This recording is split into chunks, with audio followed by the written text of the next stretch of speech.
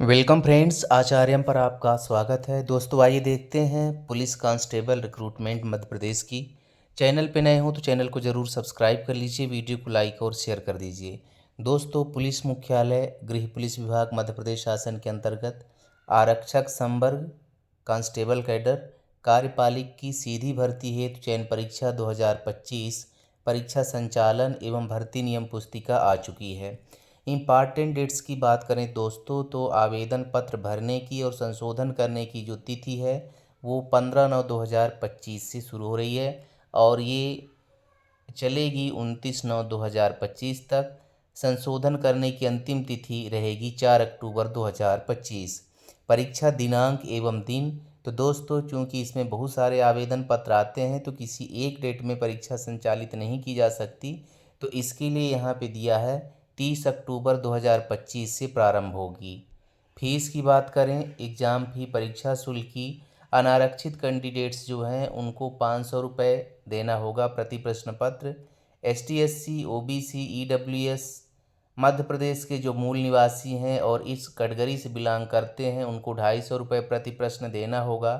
Police विभाग की विभागीय परीक्षा शुल्क अनारक्षित अभ्यर्थियों के लिए 200 रुपये प्रति प्रश्न पत्र और मध्य प्रदेश के जो मूल निवासी हैं अनुसूचित जाति ST SC OBC EWS विभागीय कैंडिडेट के रूप में यदि ये इसमें अप्लाई कर रहे हैं तो उनको 100 रुपये प्रति प्रश्न पत्र दिए होगा।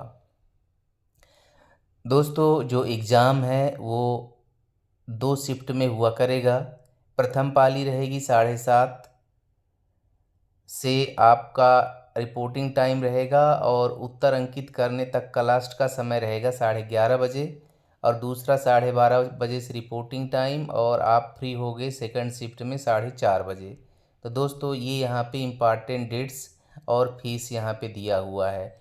नंबर ऑफ वैकेंसी की बात करें दोस्तों, तो आप यहाँ पे नियमावली देख लें। इसमें परीक्षा संचालन संबंधी नियमावली, साथ में सलेबस, अन्य प्रमाण पत्र जो आवश्यक हैं वो दिया हुआ है। टोटल वैकेंसी की बात करें, आरक्षक सामान्य ड्यूटी विशेष सशस्त्र बल और आरक्षक सामान्य ड्यूटी विशेष सशस्त्र बल को छोड़कर तो टोटल वैकेंसी दोस्तों यहाँ पे 7,500 हो रही है, जिसमें आरक्षक सामान्य ड्यूटी के लिए जो कैंडिडेट रखे जाएंगे वो दोस्तों यहाँ पे दिया हुआ है 700 और आरक्षक सामान्य ड्यूटी विशेष सशस्त्र बल को छोड़कर इनकी वैकेंसी रहेगी टोटल 6,800। यहाँ पर आप देख सकते हैं। इस तरह से टोटल 7,500 पद इस बार आए हैं पुलिस विभाग के। इसमें इम्पॉर्टेंट जो टर्म्स हैं ये आप देख लें। भारत का नागरिक होना अनिवार्य है,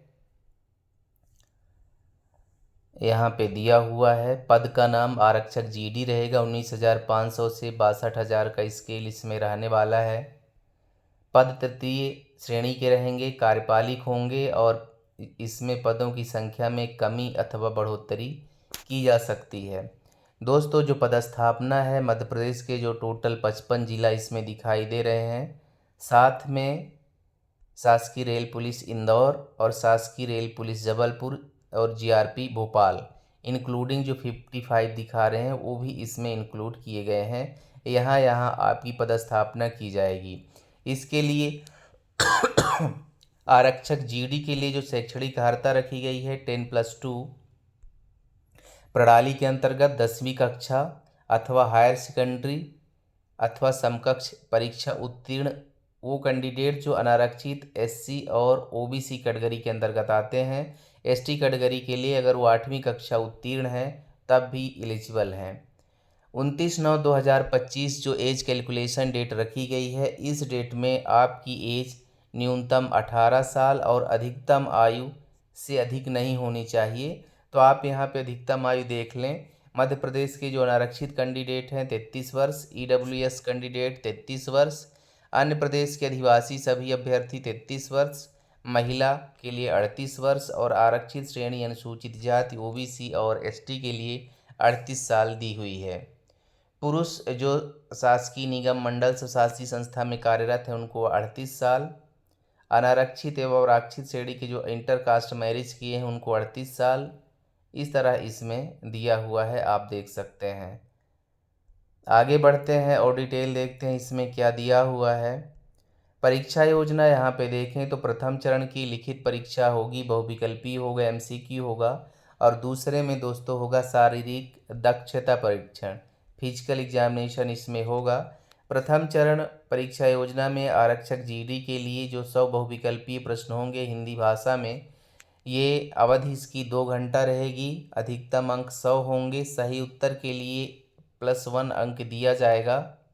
जिन प्रश्नों के उत्तर के प्रयास नहीं किए गए या उत्तर गलत हैं उनके लिए कोई अंक नहीं काटा जाएगा, मतलब निगेटिव मार्किंग नहीं होगी। एमसीक्यू में दोस्तों सामान्य ज्ञान, तार्किक ज्ञान के 40 अंक का क्वेश्चन रहेंगे। बौद्धिक क्षमता, मानसिक अभिरुचि के 30, विज्ञान एवं सरल अंक गणित के 30, 40, 30, 70 और 30, 100, इस तरह से 100 प्रश्न यहाँ पे रहेंगे।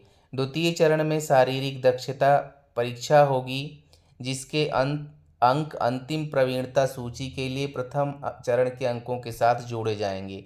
तो आप यहाँ पे कंफर्म कर लें कि जो शारीरिक दक्षता परीक्षण है ये क्वालिफाइंग नेचर का नहीं है, बल्कि ये इसके जो अंक हैं वो प्रथम चरण के अंकों के साथ जोड़े जाएंगे। प्रथम चरण मतलब जो आपका एमसीक्यू बेस्ड एग्जाम होगा उसके अंक के साथ इसमें जोड़ा जाएगा।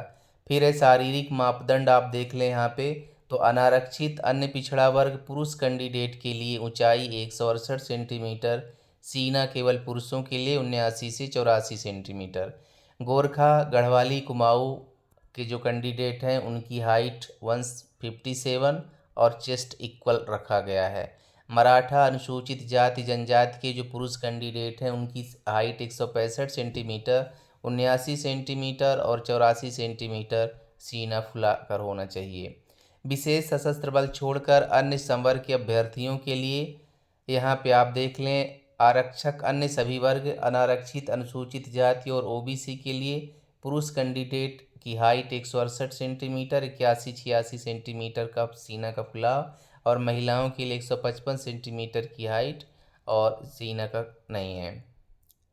आरक्षक अन्य सभी संवर्ग अनुसूचित जनजाति के लिए पुरुष 160 सेंटीमीटर, 76 से 81 सेंटीमीटर का सीना फुलाव और महिला 155 सेंटीमीटर अनुसूचित जनजाति के लिए हाइट रखी गई है। ये यहाँ पे दिया हुआ है। दृष्टि के लिए 6/9 से कम नहीं होना चाहिए, बिना चश्मे के दृष्टि की तीव्रता, और दूसरी आँख की दृष्टि तीव्रता बिना चश्मे के 6/12 से कम नहीं होना चाहिए। ये आप यहाँ पे ध्यान दें। नाक, नी अथवा फ्लैट फुट नहीं होना चाहिए। अभ्यर्थी का शरीर किसी भी प्रकार से अपंग नहीं होना चाहिए। तो दोस्तों ये इसमें दिया हुआ है। यहाँ पे कुछ चार्ट दिए हुए हैं जिनको आप कोरिलेट करके समझ सकते हैं कि इसके लिए ये चिन्ह लगाए गए हैं। तो दोस्तों ये पूरा विज्ञापन इसमें दिया हुआ है। ये अपनी एलिजिबिलिटी के आधार पर आप इसमें फॉर्म अप्लाई कर सकते हैं। क्या क्या डॉक्यूमेंट लगेंगे दस्तावेज सत्यापन के समय, ये आप यहाँ पे देख सकते हैं। तो दोस्तों इसमें इम्पॉर्टेंट डेट्स हो गई, एलिजिबिलिटी क्वालिफिकेशन हो गया, शारीरिक जो है हाइट वगैरह कितनी होनी चाहिए। अब यहाँ पे दोस्तों शारीरिक दक्षता परीक्षण में ये भी अधिकतम 100 अंक का रहेगा। तो प्रथम चरण 100 अंक का, द्वितीय चरण 100 अंक का, टोटल 200 अंक रहेंगे। 800 मीटर दौड़ हेतु एक अवसर प्रदान किया जाएगा, ये आप यहाँ पे देख लें। लंबी कूद रहेगी, गोला फेंक रहेगा। यहाँ पे अंकों का बंटवारा दिया हुआ है, कितने अंक मिलेंगे। यदि आप यहाँ पे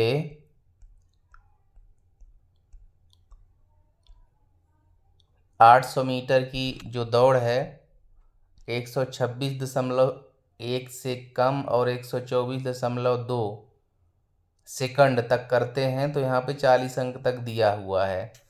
महिलाओं के लिए भी दिया है, आप यहाँ पे देख लें, पूरी ये टेबल यहाँ पे दी हुई है। फिर शारीरिक दक्षता परीक्षण में प्रदाय किए जाने वाले अंकों की तालिका होमगार्ड भूतपूर्व सैनिक के लिए यहाँ पे अलग से ये पूरा कॉलम दिया है, इसको अच्छे से पढ़ लें यदि वो कैंडिडेट है यहाँ पे तो दोस्तों ये पूरा विज्ञापन इसमें दिया है। नॉर्मलाइजेशन कैसे होना है ये भी यहाँ पे मेंशन किया हुआ है। ऑनलाइन दस्तावेज आपको क्या क्या संलग्न करना होगा आवेदन पत्र के साथ, उसका विवरण यहाँ पे दिया है, ये आप देख सकते हैं। ये एक बार यहाँ लास्ट में फिर से दे रहा है, आवेदन इम्पॉर्टेंट डेट से संबंधित, फीस से संबंधित, परीक्षा शहर। तो दोस्तों भोपाल, रीवा, इंदौर, सागर, जबलपुर, सतना, खंडवा, सीधी, नीमच, उज्जैन और रतलाम, यहाँ ऑनलाइन परीक्षा केंद्र दिए हुए हैं। अब आ जाइए आप दोस्तों सिलेबस में। तो सामान्य ज्ञान एवं तार्किक ज्ञान के 40 अंक, बौद्धिक क्षमता मानसिक अभिरुचि के 30, विज्ञान एवं सरल अंक गणित के 30 अंक यहाँ पे दिए हुए हैं। तो दोस्तों ये पूरा विज्ञापन है, आप अपनी एलिजिबिलिटी के आधार पर फॉर्म अप्लाई कर सकते हैं। 7,500 पोस्ट हैं, प्रयास करेंगे तो आप सफल जरूर होंगे। मिलते हैं नए नोटिफिकेशन में, आप सबका दिन शुभ हो। धन्यवाद। PDF यदि आप चाहिए तो जो ESB की साइट है वहाँ से आप डाउनलोड कर सकते हैं, अथवा मेरा व्हाट्सएप नंबर डिस्क्रिप्शन बॉक्स में दिया हुआ है, आप मुझे व्हाट्सएप करेंगे तो मैं ये PDF आपको दे दूँगा। मिलते हैं नए नोटिफिकेशन में, आप सबका दिन शुभ हो। धन्यवाद।